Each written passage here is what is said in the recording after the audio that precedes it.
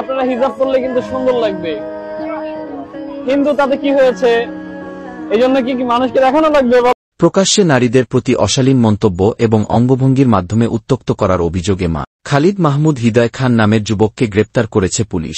সাভার থানা পুলিশ এক সংবাদ বিবৃতিতে জানায়, সোমবার 10 মার্চ বিকেল 4টার দিকে সাভারের আমিনবাজার থেকে তাকে গ্রেফতার করা হয়। বিবৃতিতে বলা হয়, একটি ফেসবুক পেজের ভিডিওতে তাকে পাগল বেশে হিজাব ছাড়া বের না হওয়ার কারণে বিভিন্ন নারীর প্রতি অশালীন মন্তব্য করতে দেখা যায়। তিনি সামাজিক যোগাযোগ মাধ্যমে এসব মন্তব্য ছড়িয়ে দেওয়ার মাধ্যমে সমাজের সব মেয়েদের হেয় করছেন। ভিডিওতে কম বয়সী মেয়েদের প্রতি তার অশালীন মন্তব্য রয়েছে। বিশেষ করে একটি ভিডিওতে থাকা দুজন মেয়ে নিজেদের সনাতন ধর্মাবলম্বীর বলে পরিচয় দিলেও হৃদয় খান তাদের উদ্দেশ্য করে হিজাব বা বোরকা পরার প্রসঙ্গ তোলেন।